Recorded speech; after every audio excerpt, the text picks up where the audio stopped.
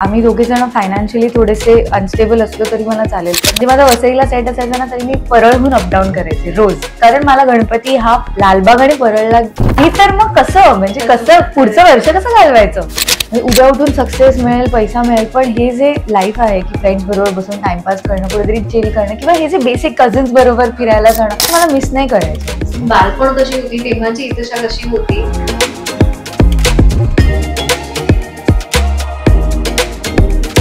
घडी की मला एक ऍक्टर नकोय, मला एक माणूस हवाय, एक हजबंड किंवा एक पार्टनर हवाय. जे काही मी करीन ना आता आयुष्यात ऍज अ करिअर म्हणून ते मला आवडलं पाहिजे, कारण त्याच्यावरती माझं घर चालणार. शेड्यूल खूप हेक्टिक असतं डेली सोपचं. वेब सिरीज किंवा फिल्मचं तसं मग बऱ्यापैकी थोडं रिलॅक्स असतं. ते दिवसाला 3 ते 4 सीन्स वगैरे करतात. त्या प्रोजेक्टसाठी आपण रेडी राहिलं पाहिजे. दॅट इज मला असं वाटतं की माझं पर्पज ऑफ लाईफच हे आहे की I want to have maximum experiences.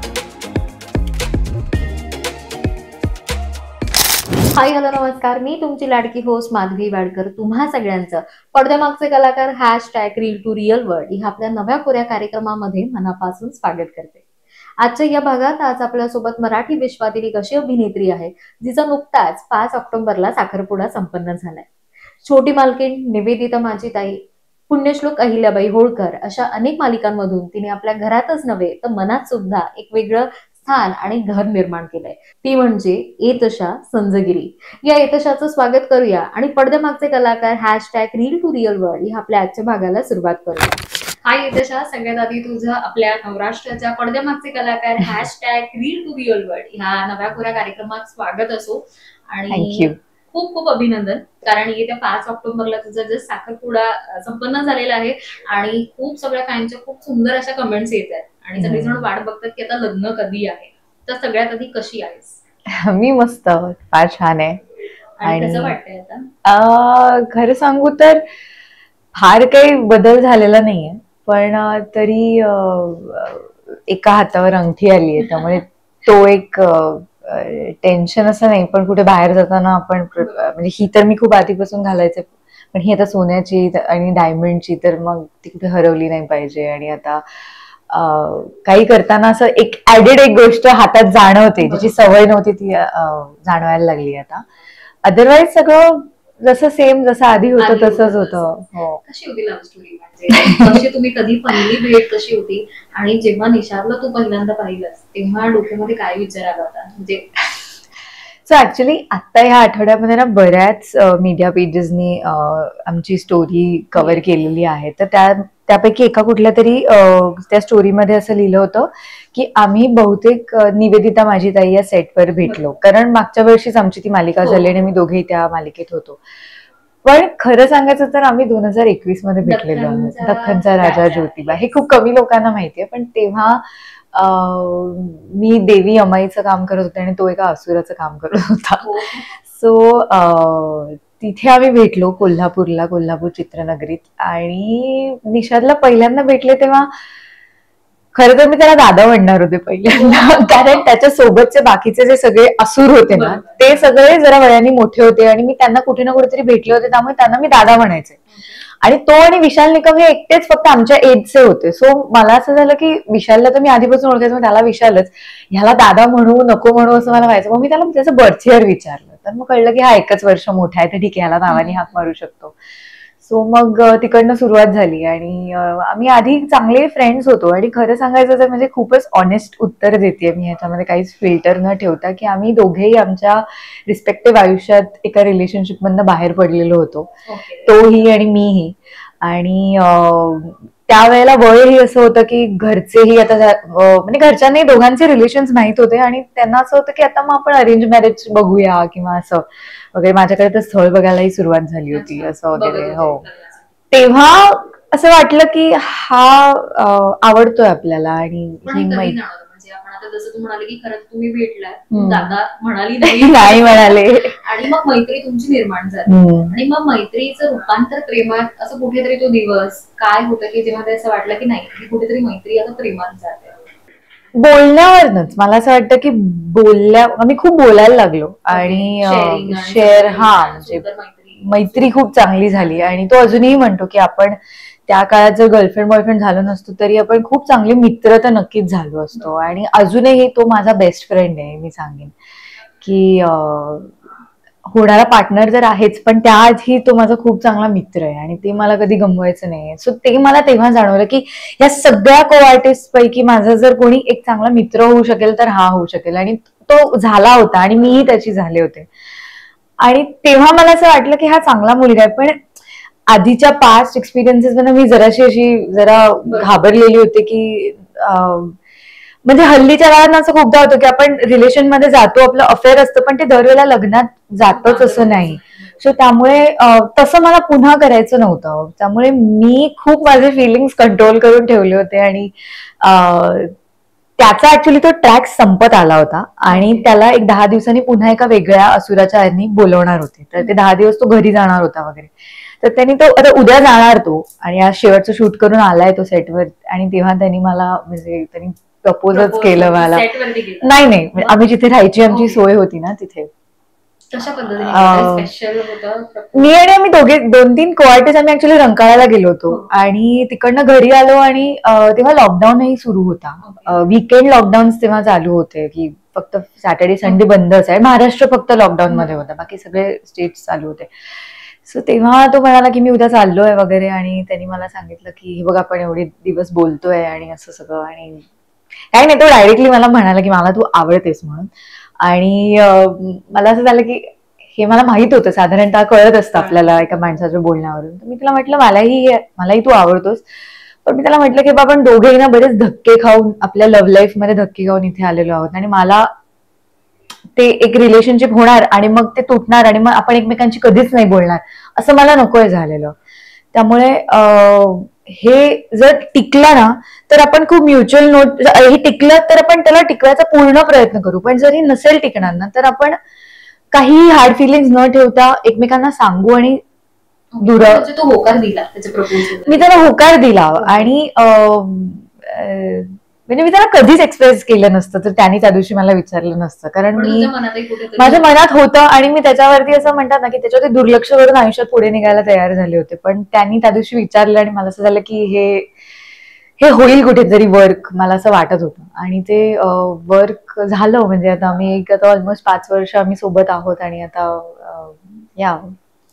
आता करू साखरपुडा वगैरे झाला, म्हणजे मग पॅरेंट्स मीट हे काही होतं किंवा कांदे पोह्याचा असा प्रॉपर कार्यक्रम खूप मजेशीर गोष्ट आहे ही ऍक्च्युली. सो मला जेव्हा हे वाटलं ना की मला हा मुलगा आवडतोय आणि आम्ही आता रिलेशन मध्ये आहोत, तर मी माझ्या आईबाबांना सांगून टाकलं होतं. कारण ते ऑलरेडी मुलं बघत होते. आणि मग मला असं झालं की हे त्याच्यावरसाठी पण चुकीचं आहे की आपण एका नात्यात आहोत आणि माझे आईबाबा स्थळ बघतायत, किंवा आईबाबांसाठी पण चुकीचं आहे की त्यांनी उगीच का एवढी एनर्जी वाया घालवायची जेव्हा एक ऑलरेडी व्यक्ती आहे माझ्या लाईफमध्ये. So me I think 2 months into the relationship me already घरी सांगितलं होतं की मला हा मुलगा आवडतो, आम्ही सोबत आहोत, आणि जर टिकलं तर ह्याच्याशी लग्न करीन मी, नाही टिकलं तर मग बघा तुम्ही कोणतरी. किंवा मला असं काही लग्नाचं फार तेव्हा हेही नव्हतं. आणि तसं त्यांनीही सांगून टाकलं होतं. सो दोघांच्याही घरी माहित होतं, पण कधी अशी भेटायची वेळ नाही आली. सो ह्या वर्षी असं झालं, म्हणजे ह्या वर्षीच्या सुरुवातीला माझे बाबा ऍक्च्युली तेही यावर्षीच रिटायर झाले. तर रिटायर ऍक्च्युली मागच्या वर्षी झालं होतं, पण ते काही कामाने तिकडे भुजला होते. ते भुजला त्यांचं काम होतं मागचं 15-1 वर्ष ते तिथे अपडाऊन करायचं. सो आम्ही थंडीत तिथे गेलो, थंडीत खूप मजा असते असं. सो मी आणि आई तिथे गेलो होतो, तिकीट न काढून गेलो होतो परत येण्याचं. सो आम्ही तिथे 1-2 आठवडे झाले, 3 आठवडे झाले आम्ही राहतोय मस्त बाबांबरोबर. आणि तिथे थंडीत खरंच खूप मजा असते, प्रचंड थंडी असते आणि खायला वगैरे खूप चंगळ असते.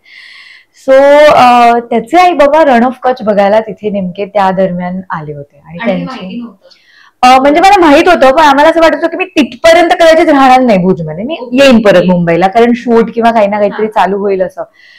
पण अनायसे माझी ट्रिपही खूप लांबली आणि ते येणार होते तर संक्रांतीच्या वेळेला आय थिंक. तर तेव्हा मग आम्ही असं म्हटलं की आता ते 2 दिवसात येणारच आहेत तर मग होऊच दे, म्हणजे मुंबईत तर काही भेट होत नाही, कारण ते अलिबागचे आहेत मुळात त्याचे आई बाबा. ते आगरी कोळी आहेत. येस. आणि तू कोकणी आहेस. मी गोव्याची आहे. मग आता हे कसं जेव्हा पॅरेंट्स मीट मध्ये माझ्या आई बाबांचं स्वतःच इंटरकास्ट लव्ह मॅरेज होतं त्यांचंच. त्यामुळे मला असं की तुम्ही कुठल्या तोंडाने मला म्हणताय की लव्ह मॅरेज नाही कधी. हा नाही, हो ते नव्हतं कधी. सो तेव्हा असं मी त्यांना नुसतं म्हणजे बोलवलं आमच्याकडे भुजला आणि ते भेटले, चहा वगैरे झाला असा सिम्पल. आणि मग तेव्हा काहीच हा विषय नाही झाला. आणि मग नंतर जेव्हा बाबा यायचे आणि मग परत कामाला जायचे तिकडे असं असायचं. मग तेव्हा त्यांनी मग मार्चमध्ये एकदा स्वतःहून फोन करून सांगितलं की आता आपण बोलणं करूया म्हणून. तेव्हा ते आले होते, पाडव्याचा दिवस होता, त्यामुळे पाडव्याच्या दिवशी ते आले आणि तेव्हा साधारणतः दोन्ही बाजूनी पसंत आहे हे कळलं आम्हाला. आणि then we started with the preparation की साखरपुडा करूया, मग लग्न. पण आता जसं की साखरपुडा झाला आणि लग्नाचं वगैरे, सो 5 वर्षाचं रिलेशनशिप, आणि कधी असं कुठे ठरवलं की नाही आता आपण ही स्टेप आली की आता आपण लग्नाकडे वळूया त्या गोष्टीला? खरं तर निशाद 1-2 वर्ष आधीच माझ्या बाबांना भेटून गेला होता. तेव्हा आम्ही दोघेही रिलेशनशिपमध्ये खूप स्ट्रॉंग होतो आणि आम्ही तयार होतो खरं तर लग्न करायला. पण आमचं करिअर असं आहे की प्रत्येक वेळेला एक प्रोजेक्ट मध्ये आपण सुरू करतो ना, तर त्याची म्हणजे इस्पेशली डेली सोपमध्ये असं होतं की ते कधी संपेल हे आपल्याला सांगता येत नाही. आणि इतका वेळ आपल्या त्याच्यामध्ये आपण दिलेला असतो की ह्या सगळ्या तयारी वगैरे करायला म्हणजे आपसुकच असं होतं की हे प्रोजेक्ट संपल्यावर आपण करूया. तर त्यावेळेला माझी मालिका चालू होती अहिल्या आणि मी नायगावला जायचे, वसईला अपडाऊन करायचे गोरेगाववरनं. सो मला तसं ते माझं जसं झालं की झालं लग्न तरी हे प्रोजेक्ट संपल्यानंतरच होईल, कारण हे आत्ता मध्ये तरी शक्य नाहीये. हो. सो तसं तो भेटून गेला होता किंवा तो घरी वगैरे आलेला होता. हा, तसं काही नाही. पण आम्ही म्हणजे साधारणतः 1 वर्षभर आधीपासून तयार होतो की म्हणजे मोस्टली करिअर जेव्हा कलाकार क्षेत्र हे जेव्हा असतं फिल्म सिटी किंवा तुमचं मराठी सगळ्या काही इंडस्ट्रीमध्ये, पहिला जेव्हा एकाच करिअर मध्ये तुम्ही दोघं आहात, तर कधी हा मुद्दा तुम्हाला असा जाणवला का की ह्याचा कुठेतरी तोटा होऊ शकतो? असं वाटतं किंवा असा विचार आम्हाला दोघांनापेक्षा आमच्या आईबाबांना हा जास्त जाणवला. कारण मी म्हणते ना की त्या काळामध्ये जेव्हा मी भेटलो तेव्हा दोघेही घरचे आपापल्या जातीत आपण स्थळं बघूया अशा नोटला होते, विथ दिस थिंग ओनली की ह्या दोघांनी हे क्षेत्र निवडलेलं आहे, तर ह्यांचा पार्टनर तरी एक स्टेबल इन्कम वाला जर कोणी असेल. लॉकडाऊन मध्ये म्हणजे आता आय डोंट नो तुमचं कसं होतं, पण आम्हाला लॉकडाऊन मध्ये कम्प्लिटली 0 पेमेंट होतं. कारण जोपर्यंत नवीन मालिका आणि फिल्म स्टार्ट नाही होत तोपर्यंत आम्ही कुठून कमवणार ना. सो त्यामुळे जे बाकीच्यांचं नव्हतं, वर्क फ्रॉम होम वाले जे होते किंवा कॉर्पोरेट वाले जे होते ते घरी काम करत होते आणि त्यांना ते सो असे काहीतरी कलॅमिटी झाले की आपल्या इंडस्ट्रीला जास्त अफेक्ट होऊ शकते रादर दॅन हे जे बाकीचे ऑफिस किंवा जे लॅपटॉप किंवा डेस्क जॉब जे करतात ते अगदी योग्य आहेत. आणि प्लस दोघांच्याही फॅमिलीज अशा आहेत की ते दोघे म्हणजे दोन्ही फॅमिलीज ह्या फील्ड मधल्या नसल्या कारणाने त्यांना हे सगळे अनुभव आमच्या थ्रूच मिळतात. सो त्यांना हा प्रश्न पडणं साहजिक आहे. म्हणजे मुळात जेव्हा मी कमवायला लागले तेव्हा माझ्या बाबांना असा प्रश्न होता की म्हणजे तू ज्या दिवशी जाशील कामाला तेव्हाच तू कमवशील, म्हणजे उद्या जर सुट्टी घेतलीस तर तू नाही कमवतेस. मला झालं की हो, पर डे हा कॉन्सेप्टच त्यासाठी असतो. सो त्यांनाही काही काळ लागला हे समजून घ्यायला की ओके ह्यांचं हे पेमेंटचं शेड्यूलच आणि स्केलच असं असतं. त्यामुळे सो ते त्यांच्या ह्यानी ओके होते. हे टेन्शन आम्हालाही आलं होतं किंवा आलेलं आहे. पण मला असं वाटतं की एक कुठेतरी असा एक दिवस आला जेव्हा म्हणजे आम्ही दोघांनी एकमेकांना त्यांनी विचार केला असेल, मी काय विचार केला हे मी सांगते.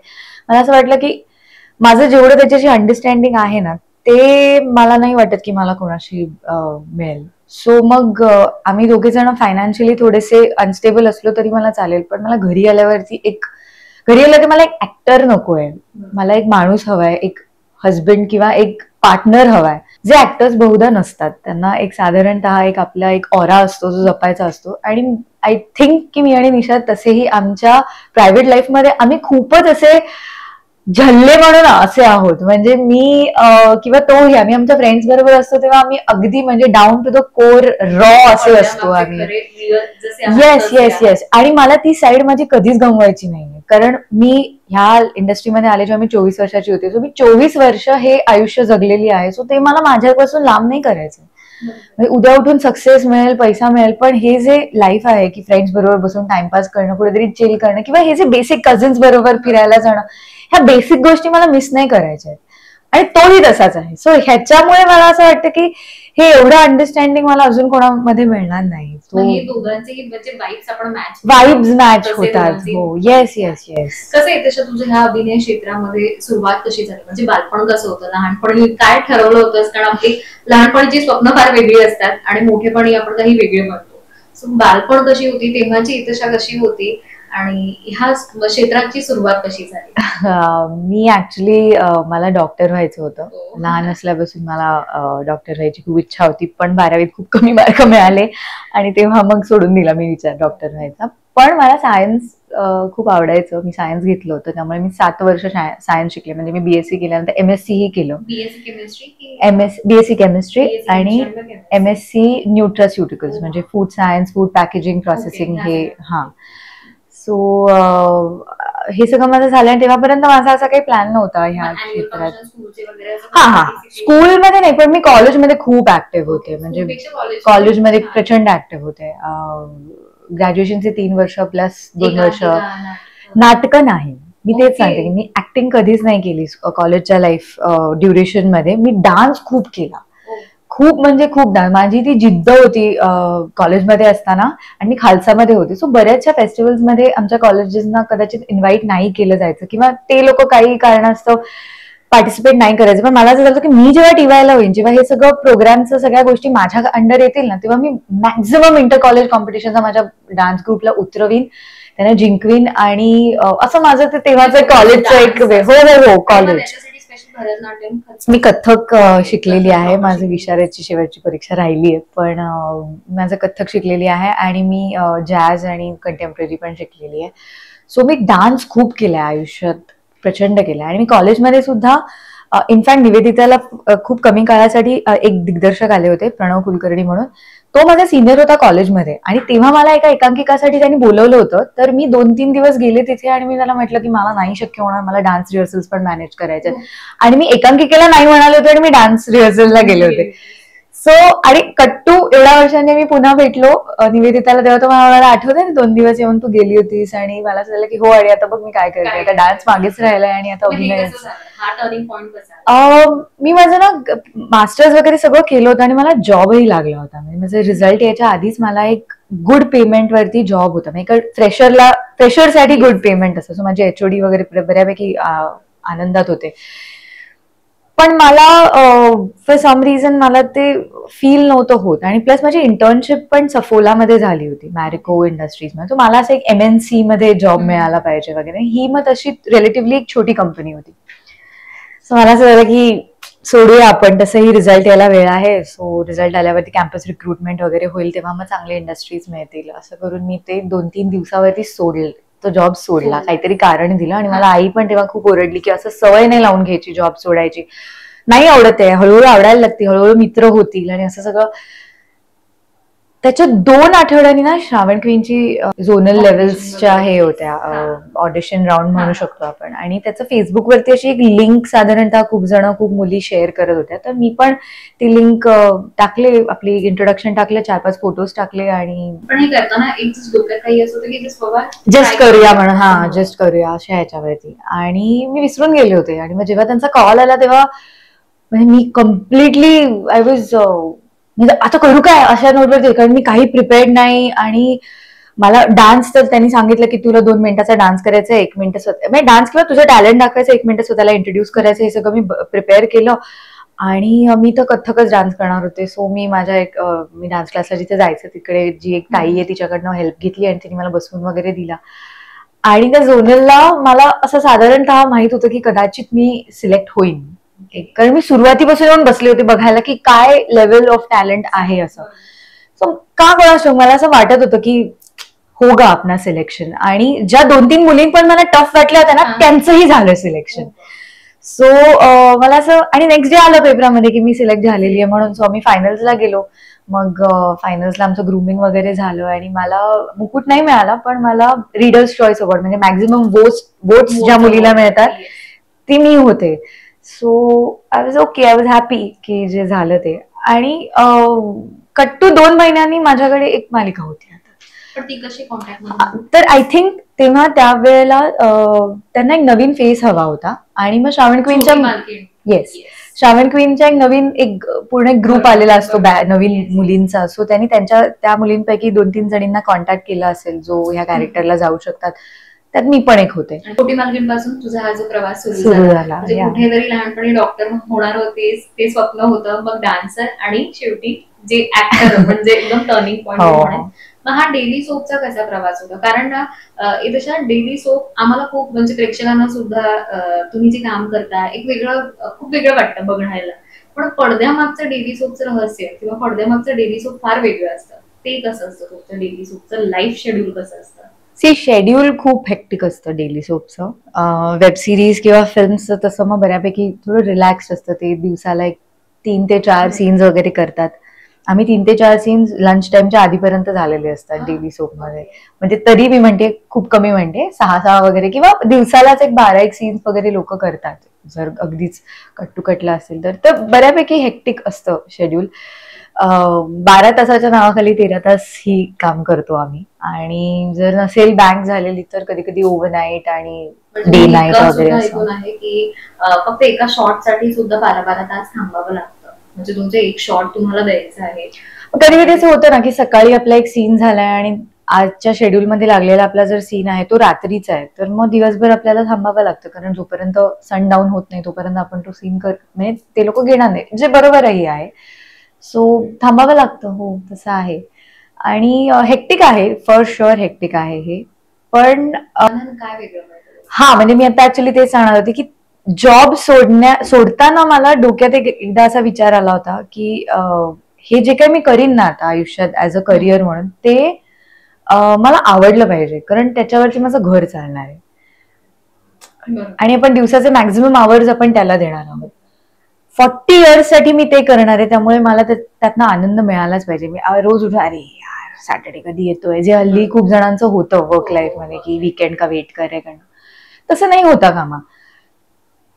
त्यामुळे मी तो जॉब सोडला होता, किंवा त्यामुळे मी तो मार्ग सोडून इथे वळले.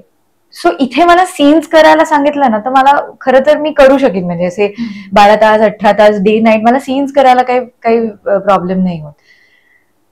सो आवड आहे, आणि आवड निर्माण झालेली आहे का आधीपासूनच होती मला माहित नाही, पण इथे मला ते सॅटिस्फॅक्शन मिळत आहे. घरी कसं जेव्हा तू सांगितलंस, कारण आता जसं बाबांना सुद्धा माहिती नव्हतं की पर डे असं असतो, आणि जेव्हा तू ठरवलंस कारण इतकं छान करिअर आणि तो जॉब सोडून मग नंतर तू इथे वळालीस, मग घरच्यांची रिॲक्शन कशी होती? म्हणजे ते वर ओके? दे वर ओके ऍक्च्युली, म्हणजे दे वर क्वाईट सपोर्टिव्ह.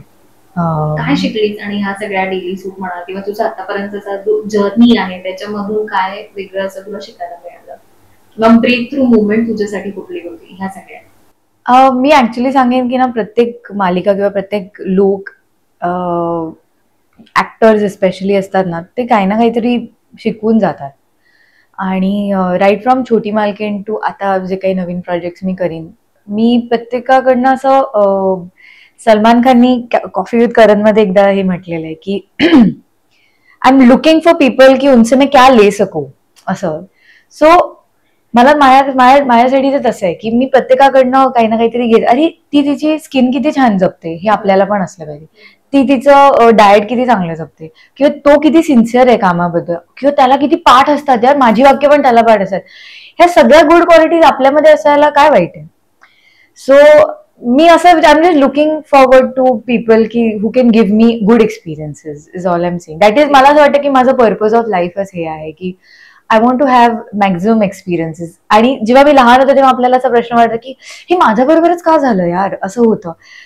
पण आता मी जशी मोठी झाली तसं मला असं वाटतं की म्हातारी झाल्यावरती जर नातवंडांना सांगायला किस्से नसतील तर मग काय जगले यार मी, असं मला होतं. सो मला असं झालं की लॉट ऑफ एक्सपिरियन्सेस म्हणणं आपल्याला just like find your way, I feel. मग तुझी जी डान्सची फॅशन आहे ती जपतेस अजूनही? ती ना खूप वर्ष झाली ऍक्च्युली मी नाही जपलेली, त्यामुळे हल्ली जर काही परफॉर्मन्सेस असतात किंवा रील वगैरे साठी नाचावं लागतं तर तेव्हा प्रॉब्लेम होतो. पण मी म्हणजे मी ती कधी ती गेली नाहीये लांब, ती आहे, फक्त ती रोजच्या डेली लाईफ मध्ये नाहीये कुठेतरी इन्व्हॉल्व. छोटी मालकीण पुण्यश्लोक अहिल्याबाई होळकर ही फार वेगवेगळे तुझे खरं तर लुक्स मला बघायला मिळाले खरं मी म्हणत तर. ह्या तिन्ही वेगवेगळ्या भूमिका, निवेदिता माझी ताई, ह्या सांभाळताना कसं काही स्ट्रगल वेगळं केलं का, त्याच्यासाठी काही वेगळे प्रयत्न तू केलेस का? कारण अहिल्याबाई होळकर यांची तर फार सगळ्यांच्या मनामध्ये एक वेगळंच घर केलंय त्या भूमिकेने. सो कशा पद्धतीने त्याच्यासाठी तयारी केली होतीस? मी अहिल्यासाठी खरं तर एक जी चाइल्ड आर्टिस्ट होती जिने अहिल्या केलं होतं तिचे मी बरेच एपिसोड बघितले. कारण खूपदा असं होतं की जेव्हा लीप घेतात ना तेव्हा आपण नवीन फेस आणतो, पण तो ऑडियन्सला ऍक्सेप्टेबल नसतो. आणि मग त्यामुळे ती मालिका बंदही झालेली आहेत अनेक वेळेला, तर किंवा रिप्लेसमेंट वगैरे असं कधी कधी होतं. तर मग त्याची मला खूप भीती होती त्यावेळेला, की तिच्यासारखं म्हणजे हीच मुलगी मोठी होऊन ही झालेली आहे. हे माझं खूप म्हणजे मी खूप प्रयत्न केला. मग मी तिचे काही एपिसोड बघितले, की ही मुलगी मोठी झाल्यावर ती अशी करेल का किंवा तसं करेल का, ह्याच्यावरती मी खूप विचार केला. आणि तेव्हाचे म्हणजे तिकडे जे हिंदी मधले जे क्रिएटिव्ह आणि डिरेक्टर जे होते तेही ह्याच विचारांचे होते, की ती मुलगी मोठी होऊन तू दिसली पाहिजेस. सो तुमच्यामध्ये काय सिमिलॅरिटी, म्हणजे फीचर्स वाईज नाही म्हणत आहे मी, पण हावभाव किंवा मॅनरिझम्सनी असली पाहिजे. सो त्यांनी पण थोडंफार हेल्प केलं, किंवा सुरुवातीच्या काळामध्ये सांगायचे बघ की तू असं करतेस पण ती असं करायची, सो तू ते थोडंसं ठेव स्वतःच्या ऍक्टिंग मध्ये असं. आणि डेली सोप ही अशी गोष्ट आहे ना, की तुम्ही रोज एक कॅरेक्टर 12-12 तास करता, की ते तुमच्या अंगात फिट होतं कसं ना कधी ना काहीतरी. फिल्म आणि वेब सिरीजला कसं होतं, की तुम्ही एका स्मॉल पिरियड ऑफ टाइमसाठी तुम्ही ते कॅरेक्टर करता, त्यामुळे तुम्हाला ते स्विच ऑन स्विच ऑफ करायला किंवा ते थोडेसे कुठे कुठे आपलं लूज होऊ शकतं. पण डेली सोपला नाही, तुम्ही इतके महिने आणि एवढे तास त्याच्यामध्ये इन्व्हेस्टेड असतं, की तुम्ही 6 महिन्यांनी तो माणूस कधी चुकणार नाही, की ते कॅरेक्टर कसं प्ले करायचंय त्याला. काय सांगशील खरं तर आता इंडस्ट्रीमध्ये, म्हणजे आपण म्हणतो ना कलाकारांना खूप कॉम्पिटिशन सुद्धा आहे, स्वतःला हेल्थ वाईज जपावं लागतं, इव्हन एन्झायटी डिप्रेशन इथे सुद्धा खूप मोठ्या प्रमाणात बघायला मिळतं. आणि प्रत्येक वेळेला विचार आहे ना की आता पुढचा रोल काय असेल किंवा पुढे काय मिळेल काय नाही मिळेल. सो अशी कधी भीती असते का, किंवा ह्या सगळ्या गोष्टींमधून तू गेली आहेस का? आणि लॉकडाऊन मध्ये, येस लॉकडाऊन मध्ये, सो मग कशा पद्धतीने स्वतःला सावरलंस त्यावेळेला? हे ना असे गॅप्स आमच्या करिअरमध्ये येतच राहणार आहेत. त्यावेळेला आपण किती पॉझिटिव्ह राहू त्याच्यावर सगळं अवलंबून आहे खरं तर. पण मग पॉझिटिव्ह राहण्यासाठी काही करतेस?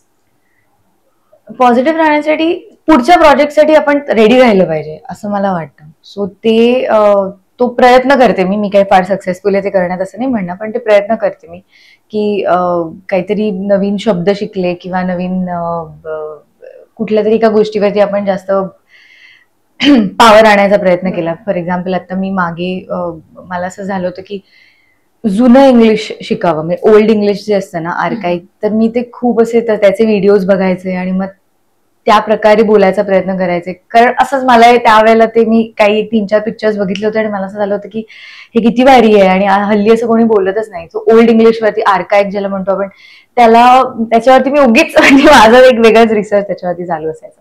तर कितीही म्हणजे आपण ट्राय केलं ना तरी जे येणारं जे टेन्शन असतं ते टेन्शन असतंच. सो म्हणजे त्याचे लोक म्हणतात डोंट टेक स्ट्रेस वगैरे, you try to not take stress, but if that stress is not living you just take it. म्हणजे अध्यात्म, आता मी खूप जण बघते की अध्यात्माकडे वळतायत किंवा स्पिरिच्युअलिटीकडे वळतायत, तर तसं तुझं काही रुटीन आहे का स्पिरिच्युअल अध्यात्माचं, काही बुक्स वगैरे असं काही करते? खरं तर नाही, मी एवढी फार स्पिरिच्युअल, मी असं म्हणणार नाही की मी नास्तिक आहे, पण मी फार स्पिरिच्युअल जर्नी माझी खूप पुढे गेलेली आहे असंही मी म्हणणार नाही. पण माझे एक 4-5 गोष्टी ज्या मी आठवड्यातनं करते, की सोमवारी देवळात जाणं, गुरुवारी देवळात जाणं किंवा मठात जाणं, हे तेवढं मी चालू असतं. इनफॅक्ट काल संध्याकाळी मला, म्हणजे काल बरं नव्हतं मला तरी मी संध्याकाळी मठात जाऊन आले. सो ते एक 4-5 गोष्टी ज्या आहेत त्या मी फॉलो करते आणि तेवढंच करते मी. अजून फार माझं काही असं. गोव्याकडची आहे? येस, मुंबई की गोवा? मुंबई परळ. परळची? येस. अरे वा, कसं होतं मग परळचं बालपण? परळचं बालपण खूप अमेझिंग होतं. नाही, आमचं आंबेडकर नगर सोसायटी आहे, खूप जणांना माहित असेल. तर तिथे मी वाढलेली. माझ्या आजोबांनी ते घर आय थिंक 1955 का 1960च्या वेळेला घेतलं होतं आणि अजूनपर्यंत ती डेव्हलपमेंट झाली नाही. म्हणजे आता जाईल ती काही वर्षांनी किंवा कदाचित याच वर्षी जाईल. पण खूपच अमेझिंग होतं माझं बालपण असं मी म्हणेन. आणि मी जेव्हापासून गोरेगावला शिफ्ट झाले, मी मला खूप मिस करते. गोरेगावला तू एकटी राहतेस असं म्हणू शकते. आई बाबाही असतात, पण असं मग असं वाटतं इथे परळ आणि खरं सांगू तर मी तिथे युज टू झालेली आहे. पण गणपती आणि होळी हे असे सण आहेत ना की मी कुठे मला शोधायचं, मी परळला असणार असं. म्हणजे माझा वसईला सेट असायचा ना तरी मी परळहून अपडाऊन करायचे रोज, कारण मला गणपती हा लालबाग आणि परळला, नाही तर मग कसं, म्हणजे कसं पुढचं वर्ष कसं घालवायचं असं ते होतं. कारण ते कधी दर्शन राजाचं झाल्याचं हो फील आल्याशिवाय म्हणजे तो गणपतीचा फीलच येत नाही की गणपतीचे दिवस. येस. आणि लालबागचा राजाचा तर आहेच मान मोठा, पण माझं असं म्हणणं की आमच्या सोसायटीचा पण जो गणपती आहे ना तो इतका लाडका आहे. नाही, आमच्या सोसायटीचाच गणपतीचा गणेशोत्सव मंडळाचा जो आहे तो इतका हे आहे ना की लहानपणापासून त्याच्यासाठी स्थानिक कार्यक्रमाची तयारी करायची, डान्सेस करायचे, ह्या त्या इतकं मी इन्व्हॉल्व्ड असायचे त्याच्यामध्ये की मला म्हणजे मी माझी 12वीची एक्झामही मिस केलेली आहे. येस, कारण मी तेव्हा भुजमध्ये होते आणि मला गणेश आपलं फेस्टिवल सुरू झालेलं होतं आणि माझं काहीतरी 1 का 2 पेपर राहिला होता आणि तिथे एवढं मोठं नाहीये जेवढं महाराष्ट्रामध्ये हा सण साजरा केला जातो. मी बाबांना म्हटलं की मला तुम्ही एकतर आज घेऊन जा, नाही तर मी चालले, आणि मला माहितीये त्या 2 ट्रेन मला बँड्राला सोडते, बँड्रावरनं मला परळला यायला काहीच प्रॉब्लेम नाहीये. हे माझी इतकं म्हणजे आता मला चुकीचं वाटतंय ते, आय एम सॉरी, पण मला एवढं ते क्रेज आहे त्या सणाचं. आणि मी अजूनही म्हणजे इनफॅक्ट ह्या वर्षी सुद्धा मी रात्री माझ्या फ्रेंड्स बरोबर स्कूटरवरती चिंचपोकळीचा चिंतामणी, लालबागचा राजा, परळचा राजा, नरे पार्क हे सगळे दर्शन करून म्हणजे म्हणतो ना हे रॉ लाईफ जे आहे ना ते मी कधीच मिस नाही करणार. तुला सगळ्यात पहिला प्रश्न आपण तुझ्यावरती आलो होतो आणि तेव्हा तू म्हणाली होती की आणि तू प्रामाणिक उत्तर दिलं होतं की खरंच झटपट रिलेशनशिप होतात आणि तुटतात सुद्धा. इव्हन तुझं सुद्धा पास सुद्धा, निशादचं सुद्धा. काय वाटतं आता या सगळ्याच्या मागे नेमकं कारण काय? का एवढं रिलेशनशिप किंवा नाती का तुटताय?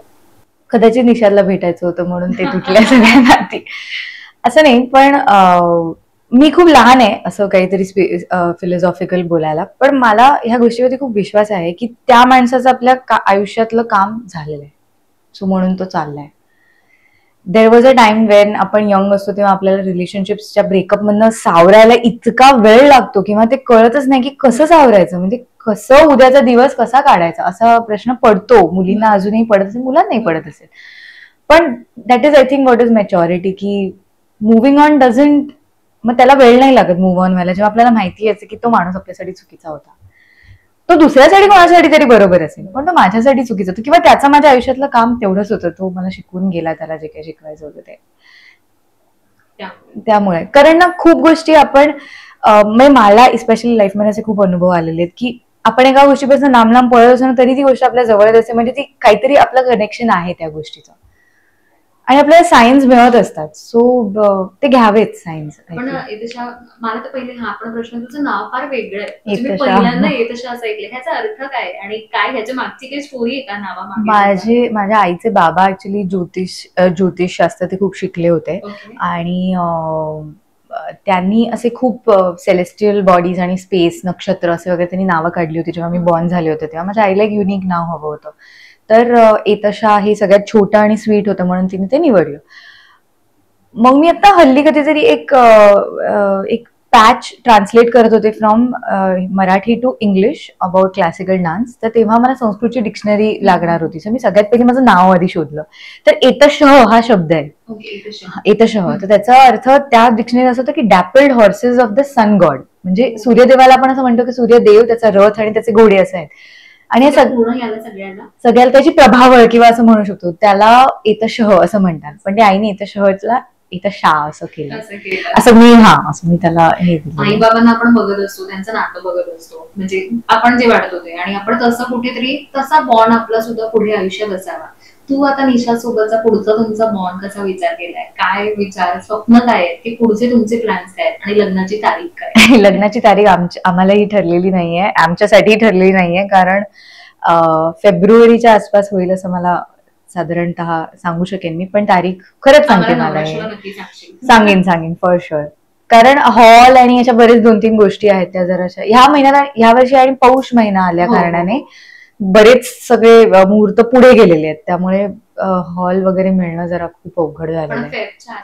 फेबच्या आसपास आम्ही करू. आणि कपल गोल्स काय ठरवले दादा, म्हणजे कशा पद्धतीने लग्नाचे काही, कारण आजकाल प्री वेडिंग सुद्धा शूट करतात किंवा डेस्टिनेशन वेडिंग असतं, असं आम्ही नाही करणार. हो, साधं सिंपल. आमचा साखरपुडाही तसाच होता, साधा सिंपल. हो, आम्हाला असं नाही काही म्हणजे डेस्टिनेशन काय, त्याचं मी कारण सांगते आणि तेही खूप ऑनेस्टली सांगते, कारण आम्हाला आमचे खूप पाहुणे आहेत आणि खूप पाहुण्यांना आमंत्रण असेल, त्यामुळे आर्थिक दृष्ट्याही आम्हाला ते दोघांना झेपणार नाहीये, दोघांना, मला आणि त्याला. सो आम्ही असं ठरवलं की आपण लग्न लावायचं आणि सगळ्यांना बोलवायचं, कारण म्हणजे त्याच्याही घरचं हे पहिलं कार्य आणि मी एकुलती एक असल्यामुळे माझ्या आई बाबांसाठी हा एकमेवच अनुभव असणार आहे.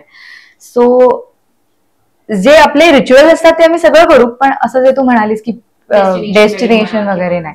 आणि अजून एक कन्व्हिनियन्सच्या दृष्टीने सुद्धा, कारण माझे बरेचसे नातेवाईक गोव्यातले आहेत, त्यांना इथे बोलवा, मग इथून कुठेतरी एका डेस्टिनेशनला न्या, त्याचेही फॅमिली आहे ती बऱ्यापैकी अलिबाग आणि नवी मुंबई आणि ह्या रायगड जिल्ह्यामध्ये स्कॅटर्ड आहे. मग त्यांना सगळ्यांना एकत्र करून पुन्हा त्या डेस्टिनेशनवर जाणं ते सगळं खूपच त्रासदायक आहे. नाही नाही, मुंबईतच होणार. मुंबईत तो हॉल आता जसा मिळेल तसा. तेही अजून आमचं फिक्स नाहीये. कपल गोल्स काय ठरवले पुढचे, म्हणजे पुढच्या आयुष्याचे तुम्ही काहीतरी ठरवलं असेल ना की आपण असं आयुष्य जगूया? आम्हाला दोघांना खूप हेल्दी आयुष्य जगायचंय, म्हणजे खूप हेल्दी आणि खूप मोटिवेट करत, जसं आम्ही आत्ताच एक 5 वर्ष जसे एकमेकांबरोबर घालवले तसंच आय थिंक आपण हे फॉलो करायचंय, हे आपल्या दोघांमध्ये बदललं नाही पाहिजे. आय फील की ते आमचं खूप स्टार्टिंग पासून होतं की एक असतो की फ्रेंड्स बरोबर आपण वेळ घालवतो, एक आपल्या फॅमिली बरोबर वेळ घालवतो, आणि एक आपल्या दोघांचाही एक स्पेअर टाइम असला पाहिजे. सो तो वेळ तो मॅजिक आवर असतो, तो मॅजिक आवर कधीच मिस नाही करायचा. आणि त्याने इनफॅक्ट मला हे खूप शिकवलं की मी अशी कधी कधी मेसेजेसना रिप्लाय नाही, किंवा मी खूप बिझी असले की मी फोन सुद्धा बघत नाही, किंवा असं माझं खूपदा होतं. आणि सुरुवातीच्या काळामध्ये त्याला असं व्हायचं की अगं मी 2-2 दिवस आपण फक्त मेसेजवरती बोलतो, मी तुझा आवाज पण नाही ऐकलेला. तर ते महत्वाचं आहे आय फील की ते एकमेकांना तेवढा तो वेळ देणं किंवा ते काढणं, मग ते अगदी 5 मिनिटासाठी का होईना, but it matters. It matters. So ते that quality time spending with each other even after marriage, because तेव्हा तर आता आम्ही एकत्रच राहू, आता राहत नाही आहोत, पण तेव्हा एकत्र राहू, पण तरी सुद्धा तो स्पार्क अलाइव्ह ठेवणं हे खूप गरजेचं आहे. आणि मला असं वाटतं की ते दोन्ही साईडनी ते मॅनेज होईल, कारण we just love each others company, असं मी म्हणू शकेन. फ्युचर वाईज म्हणजे तुझ्या करिअर वाईज काय प्लॅन्स आहेत? काही अपकमिंग सिरियल्स येणार? करिअर वाईज कळेलच लवकर, जसे जसे प्रोजेक्ट हे बाहेर पडतील तसे. आता मला सांगायची परवानगी नाहीये, पण आहेत काही काही गोष्टी आहेत पाईपलाईन्स मध्ये, ते तुम्हाला लवकरच कळेल. ग्रेट, छान. मी नाही रॅपिड फायर घेते. Yes, okay. सकाळी उठल्यावर पहिली गोष्ट काय बघते? सूर्य, मिरर की फोन? फोन. तू कॉफी पर्सन आहे की टी, म्हणजे चहा की कॉफी? खरं तर मला दोन्ही आवडतं आणि मी दोन्ही नाही प्यायला पाहिजे, पण गिव्हन अ चॉईस मी चहा जास्त पिते दॅन कॉफी. सोशल मीडियावरती दिवसभरात किती वेळ घालवतेस? बराच वेळ घालवतो. एक हॅबिट जी तुला बदलण्याचा तू प्रयत्न करतेस पण अजूनही होत नाही आणि ती तुला बदलायची आहे स्वतःमध्ये? माझ्या खूप आहेत. अरे देवा. माझं असं मला एक गोष्ट आहे की मला रोज रात्री स्किन केअर करून झोपायचं माझा गोल आहे, पण तो माझ्याच्याने होत नाही कधीच. मला जाता जाता हे सुद्धा ऐकायचं, तुझं स्किन केअर, हेअर केअर, डाएटचं रुटीन काय प्रेक्षकांसाठी? असं काही फार ग्रेट नाहीये, पण सांगेन मी. ट्रॅव्हल करायचं असेल तर डोंगर, समुद्र किनारा की जंगल? ट्रॅव्हल कुठेही, मग तळ असलं तरी चालेल, पण ट्रॅव्हल. एखादा एक डिरेक्टर ज्याच्याकडनं तुला खूप मोठं असं काहीतरी एखादं लेसन किंवा आपण काहीतरी शिकतो म्हणतो ना त्यांच्यासोबत काम करताना, तर ते कोण आहेत आणि त्यांच्याकडनं तू काय शिकलीस? मला हे मी रॅपिड नाही देणार उत्तर, कारण मला असं वाटतं की ह्या उत्तराला तेवढा वेळ दिला पाहिजे मी. दख्खनचा राजा ज्योतिबा करताना मला एक दिग्दर्शक मिळाले होते, त्यांचं नाव आहे शैलेश ढेरे, आणि मी मुद्दामून त्यांचं नाव अशासाठी घेईन की काय माहिती का, की त्यावेळेला त्यांनी अशा 2-3 गोष्टी मला सांगितल्या ना की पटकन काम करताना आणि त्या डेप्थ मध्ये काम करणं इतकं इझी झालं पाहिजे की ते माझ्याबरोबर कायम राहिलं, आणि ते मी माझ्या सगळ्या प्रोजेक्ट्समध्ये ते इम्प्लिमेंट करते. So yes, I will give that credit to him. I don't know if sir मला अजून ओळखतही असतील का नाही, किंवा ते विसरले असतील कदाचित मला, पण सरांना मला त्यांना सांगायचं की मी तुम्हाला अजूनपर्यंत लक्षात ठेवते, कारण खूप असं धावपळीचे शेड्यूल्स होते आमचे आणि नाईट शिफ्ट वगैरे लागायच्या, आणि मला ती भाषा नवीन होती माझ्यासाठी, आणि त्यांनी मला एक 4-5 गोष्टी मला अशा सांगितल्या आणि त्या अशा माझ्याबरोबर कायम राहिल्या. त्याच्यावरती म्हणजे दॅट इज माय एक तो सांगाडा असं म्हणू शकतो की त्याच्यावरती आय ट्राय. जर का तुला टाइम ट्रॅव्हल मिळालं तर कुठे कुठल्या काळात तुला जायला आवडेल? लहानपण आजी आजोबा होते तेव्हा डेफिनेटली. जर का तुला सुपर पॉवर मिळाली तर काय चेंज करशील? म्हणजे अदृश्य व्हायला आवडेल की लोकांच्या मनातलं ऐकायला आवडेल? इथपर्यंत आलेली अदृश्य होण्यासाठी थोडी, मग लोकांच्या मनात राहायला आवडेल डेफिनेटली. आणि उगीच नाही, काहीतरी चांगलं काम करूनच लोकांच्या मनात, उगीच की बाबा हिने केसच किती छान उडवले आणि दिसतेच किती अमेझिंग म्हणून मी लोकांच्या मनात राहिली, असं नाही. काहीतरी चांगलं कार्यासाठीच मी लोकांच्या मनात राहील अशी माझी अपेक्षा आहे किंवा इच्छा आहे. फेवरेट फूड कुठलं आहे तुझं? मासे, माझं आणि निशाद दोघांचं. सो ऍक्च्युली त्याचं पण एक दॅट कुड ऑल्सो बी अ रिझन की कदाचित आमचं बॉन्डिंग जास्त झालं त्यावेळेला दख्खनच्या राजाला. कारण तिथे कोल्हापूरला फार फिश नाही मिळायचं आणि मला माझ्या आईने असं एका पॉइंटला ती म्हणाली की तू काही खात वगैरे नाहीस, बारीक होत चालली, तर तिने असा सुका जवळा, सुके बोंबील, सुके बांगडे असं तिने कुरिअर करून पाठवले आणि मग मी ते आमच्या रूम मध्ये बनवायचे. सो तसं म्हणतात the way to man's heart is to his stomach. तसं ते दिशांना अजून वाटतं की त्यावेळेला जे बोंबील केले होते त्याच्यानंतर कधीच दिले नाही करत मी कुकिंग फार जास्त, पण मला थोडेफार पदार्थ जमतात ते ते मला जमतात असं म्हणू शकते. जर का तुझं बिलीफ सिस्टम काय म्हणजे युनिव्हर्स, डेस्टिनी की हार्ड वर्क, तिन्ही. तिन्ही. येस. कोणतं मंत्र जो तुला रोज इन्स्पायर करतो, एखादा मंत्र स्वतःचा की जो तुला रोज इन्स्पायर करतो जगण्यासाठी? Be kind and live and let live. Acting मध्ये तुला काय सगळ्यात जास्ती आवडतं, म्हणजे ट्रान्सफॉर्मेशन की ऑडियन्सची रिॲक्शन? दोन्ही. कारण ट्रान्सफॉर्मेशन म्हणजे इट्स लाईक म्हणजे गिव्ह अँड टेक वाला जॉब आहे आमचा. खरं तर ते सॅटिस्फॅक्शन एक चांगला सीन झाल्याचं ही आपल्याला खूप काही देऊन जातं आणि त्याचीच जर कोणाकडनं दाद मिळाली तर तेही आपल्याला खूप काही देऊन जातं. तुला इन्स्पिरेशन कोणाकडून मिळतं, म्हणजे तुझ्यासाठी इन्स्पायरिंग व्यक्ती आजही तुझे आयडियल कोण आहे? मी तसं तुला मगाशी म्हणाल तसं की मी असं प्रत्येकाला ऑब्झर्व करत असते की ह्याच्याकडनं काय घेता येऊ शकतं. सो असं प्रत्येक वेगळ्या वेगळ्या रिझन साठी वेगळी लोक मला इन्स्पायर करतात. खूप वेळा असं होतं की काही भूमिका समाधान देतात, काही भूमिका फेम देतात. तुला काय वाटतं की फेम महत्वाचं आहे की समाधान महत्वाचं आहे? दोन्ही महत्वाचं आहे आणि हे मी नाही दोन्ही महत्वाचं आहे. कारण एक काळ होता जेव्हा मी समाधानाच्या मागे पळाले तेव्हा फेम नाही मिळालं आणि त्यामुळे पुढच्या प्रोजेक्ट मिळायला खूप त्रास झाला. कारण कुठल्या तरी दुसऱ्या व्यक्तीचे इन्स्टावर फॉलोअर्स जास्त आहेत किंवा ती फेमस जास्ती आहे त्यामुळे तिला ते काम मिळून गेलं आणि मला नाही मिळालं, फॉर एक्झाम्पल. आणि नुसतं फेम मिळालं तर घरी आल्यावरती एक वा आज काय सीन झालेत मस्त, ती फिलिंग नसते. त्यामुळे हे दोन्ही खूप इम्पॉर्टंट आहे. जर तुला एका दिवसासाठी कोणा दुसऱ्याचं आयुष्य जगायचं असेल तर ते कोणत्या सेलिब्रिटीचं असेल किंवा रोल? मी म्हणेन की जर का तुला कोणाचा एखादा रोल करायचा असेल तर ते कोणाचं आयुष्य असेल? कोणाचा रोल करायचा? Priyanka Chopra and her life graph definitely. तुझ्या आयुष्यातला टर्निंग पॉइंट कोणता तुला वाटतो? श्रावण क्वीन. रिजेक्शन आल्यावर तू काय करतेस, की कशा पद्धतीने हँडल करते? रडतेस, लिहितेस की हसून पुढे जातेस? खरं तर मी आधीपासूनच एक्सेप्ट केलेलं असतं की काहीतरी गडबड होणार आहे तिकडे, त्यामुळे मला ते रिजेक्शन असं एकदम असं झालं असं मला कधी ते ब्लो येत नाही. कारण मी खूपच आधीपासून अशी की काही होऊ शकतं. नाही असं नाही की काही जण असतात ना की नाही हे होणार, तर मी असं की कदाचित हे नाही होणार, आपण जास्त एक्साइट नको होऊया, किंवा मी त्याला ऑलरेडी ते नाही होणार आहे अशा नोटवरती माझं खूप बघायचं दृष्टिकोन तसा असतो. त्यामुळे जर ते रिजेक्शन आलं तर मला तो फार असा मोठा झटका नाही लागत. सो ठीक आहे, कधी कधी आपल्याला खूप अपेक्षा असते की नाही याच्याकडनं आलंच पाहिजे उत्तर किंवा येस किंवा असं, तेव्हा एक वाईट वाटतं, पण असं रडू वगैरे लिपत मला नाही वाटत. कधी असं वाटलं का की इनफ, आता हे सगळं ब्रेकची गरज आहे आणि आता बस थांबायचं इथे, असं कधी फेज लाईफ मध्ये आला का? नाही, असं नाही आलेलं. कोणत्या ऍप शिवाय तू राहू शकत नाही? इंस्टाग्राम. एका शब्दात जर का निशाद बद्दल सांगायचं असेल तर तो शब्द काय असेल, किंवा त्याच्याबद्दल काय सांगायचं असेल तर काय असेल? फन, एवढंच सांगेन. He is fun. मी ना आता एक टास्क येणार आहे, मी एक कॉल लावणार आहे, तो कॉल असणार आहे एतशालाच, आणि एतशाशी बोलणार आहे. आणि त्या एतशाशी, कारण आता तिचं लग्न होत आहे, कुठेतरी आयुष्याच्या गोष्टी सुद्धा बदलणार आहेत, तर तू स्वतःला काय सांगणार आहेस की प्रिपेअर कसं व्हायचंय किंवा ह्या सगळ्या गोष्टी काय टॉक तुला करावासा वाटेल स्वतःसोबत अशा पद्धतीने? लाईक दिस, मी नंबर एतशाला हा कॉल लागलेला आहे आणि हा तुझ्याकडे जातो. ओके. हाय एतशा. सो तुझं तर लग्न होणार आहे, सो पुढच्या वाटचालीसाठी तुला खूप खूप शुभेच्छा आणि अभिनंदन. आणि लहानपणापासूनची तू जशी होतीस ती मोठी होता होता कुठे ना कुठेतरी हरवत जाऊ नकोस, एवढंच फक्त मला सांगायचंय.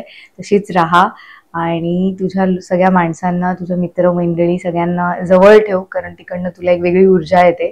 So keep them close and all the best for your life ahead. Okay? Yes, thank you. आई बाबांसोबतचा बॉन्ड वेगळा असतो, आपला लहानपणापासूनच असतो, आणि जेव्हा असं लग्न ठरलंय आणि आता आपण जाणार आहोत, म्हणजे खरं तर आपण लांब जात नाही, पण खूप काही काही मनामध्ये त्यांना सांगायचं असतं. तर जर का आज मी असं म्हटलं की ही संधी आहे आणि ते बघतायत आणि त्यांच्याशी तुला काही बोलायचंय, तर तू काय रडवशील मला हा प्रश्न विचारून. सो एकुलती एका मुलीचं काय आहे, म्हणजे सगळ्यात जास्त जर कुठल्या व्यक्तीच्या जवळ असते, आपल्याला, मला भाऊ बहीण नाहीये, सख्खे. सो आई बाबा हे सगळ्यात क्लोज असतात आणि मला त्यांना हेच सांगायचं की मी त्यांना खूप मिस करणार आहे आणि मी कितीही म्हणजे दुसऱ्या घरात राहायला गेले तरी सुद्धा माझी ते माझी ते दोघे जबाबदारी असणार आहेत शेवटपर्यंत. म्हणजे माझ्यासाठी प्राऊड का त्यांच्यासाठी? त्यांना असे म्हणजे तू ज्या काम केलंय त्याबद्दल त्यांना असं प्राऊड वाटलं होतं आणि तुला पण कधी आपल्याला बोलतात ना आई बाबांच्या हातचा टाळा मिळाला. मला जेव्हा अहिल्या शो संपला तेव्हा मला तिथे किल्ल्यावर बोलवलं होतं. तिकडची जी रॉयल फॅमिली आहे, तर खरं तर ते फक्त मला एकटीलाच बोलवणार होते, पण ती व्यक्ती ज्याच्यामुळे आपला हा इंटरव्ह्यू घडवून आलेला आहे, मिस्टर अजय, सो त्यांनीच ही पर्टिक्युलर गोष्ट तेव्हाही घडवून आणली होती. आणि मी त्याला म्हटलं होतं की मला हा अनुभव, मी 3 वर्ष ही मालिका करते, मला जे आलेले अनुभव आहेत ते मला माझ्या आईबाबांबरोबर शेअर करायचे, सो मी त्यांना घेऊन जाऊ शकते का तिकडे? पाहिजे तर ड्युरेशन ऑफ स्टे तुम्ही कमी करा, त्यांचे काही आर्थिक गोष्टी असतील ज्या मला काही त्या चेंज नाही करायच्यात, पण I will want my parents to be there with me. So तेव्हा तिकडे त्यांनी जे एक ते म्हणतात ना, love for the character, of course, म्हणजे राजमाता अहिल्याबाईंसाठी तर लोकांच्या नजरेत आपल्यासाठी महाराज कसे आहेत तसं ते त्यांना तिथे देवी म्हटलेलं आहे त्यांना. पण त्या लोकांना असं खूप जण येऊन असं म्हणजे मोठ्या वयस्कर बायका अशा लगेच त्या येऊन ना पाया वगैरे पडायच्या आणि त्यांना असं म्हणाले की आम्ही इतकं त्यांना कधी बघितलं नाही ना, आमच्यासाठी तूच आहेस म्हणून. हे इतकं म्हणजे अंगावरती शहारा आला मला. मी कळलं की माझ्या आजीच्या वयाचे तुम्ही, आणि असं म्हणजे मला त्यांना अक्षरशः असं हात धरून म्हणजे मी त्यांना ओरडू का त्यांना असं म्हणू की अरे नका करू असं प्लीज, पण की कुठे ना कुठेतरी माझी ती मेहनत त्या लोकांपर्यंत पोहोचली आणि त्यांनी कदाचित माझा चेहराच त्या कॅरेक्टरला लावलं. ही माझ्यासाठी एवढी मोठी, काय सांगू, एवढी मोठी दाद किंवा एवढं मोठं कौतुक म्हणेन मी, पोचपावती किंवा काही, की मला ते अनुभव तो मला सुरुवातीलाही आला होता, पण तेव्हा मी एकटी गेले होते एका इव्हेंटला आणि तसंच सिमिलर गोष्ट घडली जेव्हा आई बाबा झाले आणि माझ्या आई बाबांच्या डोळ्यातही असे ढळाढळा पाणी, की म्हणजे हे खूप कमी लोकांना मिळतं आणि ते मला तिथे इंदोरला गेल्यावरती किंवा महेश्वरला गेल्यावरती मिळालं आणि ते आय थिंक माझा आई बाबा must have been the proudest for me. So या त्याच्यासाठी ती म्हणजे मी खरंच खूप मेहनत घेतली आणि त्यांनी मला बघितलेलं, कारण मी त्यांच्या घरातूनच यायचे जायचे, त्यांनी मला कम्प्लिटली 3 वर्ष मी म्हणतात ना स्वाधीन होते की ह्या रोलसाठी. सो माझं एक तर कम्प्लीट सर्कल तिकडे संपला आणि म्हणजे याच गोष्टीवरती मला जरा थोडं पुढे बोलावं असं वाटतंय की माझा जो को आर्टिस्ट होता त्याला मी फोन केला तिथनं आणि मी म्हटलं मला असे असे अनुभव आले तिकडे आणि हे किती सरियल आहे इथे येणं आणि लोकांना आपणच ते वाटणं. म्हणजे आपल्याला जसं तर महाराजांचा एक कुठला चांगला रोल केला तर आपल्याला तो चेहराच की महाराज असतील तर असेच असतील, तसं लोकांना कदाचित माझ्याबद्दल वाटतंय. हे किती म्हणजे मला एक्सप्रेसच नाही करता येत. तर तो मला म्हणाला की किती चांगली गोष्ट आहे की मालिका संपल्यानंतर 1 महिन्याने तू तिथे गेलीयस, ती तुझ्याबरोबर 3 वर्ष होती सोबत, आता तिला तिथेच ठेव आणि तू एकटी परत. त्यावेळेला मी अक्षरशः म्हणजे ते दहन स्थळ किंवा जेव्हा मी गेलो तेव्हा माझ्या आई बाबांनी त्या लोकांना, त्या गाईड्सना वगैरे असं ऍक्च्युअली ते फील करा, कारण ते सांगताना असं सांगितलं आप वहां रहती थी ना, फिर आप महेश्वर में आई, फिर आप विधवा हो गई, फिर आपके बच्चे का ये हो गया. आणि मला असं व्हायचं की आप म्हणजे मी एक अभिनेत्री आहे, मी फक्त ते काम केलेलं आहे, पण त्यांना ते असं होतं की तू असं. आणि मला आई बाबा म्हणत की ते तुला असं म्हणताय. मी म्हटलं की हो मला माहितीये, मला हा अनुभव आलेला आहे कडनं आधी. सो आय थिंक तो खूप प्राऊड मुवमेंट होता आणि ती मालिका मला खरंच खूप देऊन गेली असं मी म्हणेन. अरे बापरे, स्किन साठी काय वेगळं रुटीन आहे किंवा डाएट कसं किंवा हेअर साठी काय? स्किन साठी ना मी खरं तर नाही फार एवढं काही करत. मी टचवूड, माझ्या आईची पण स्किन फार चांगली आहे आणि मला वाढत्या वयातही पिंपल्स वगैरे नव्हते. सो खूप ड्राय स्किन आहे. तो तर मला म्हणालीच तसं की मला घाम नाही येते, तो म्हणजे ड्राय स्किन असल्यामुळे मी फार तर फार मॉइश्चरायझर, सनस्क्रीन हे एवढंच करते.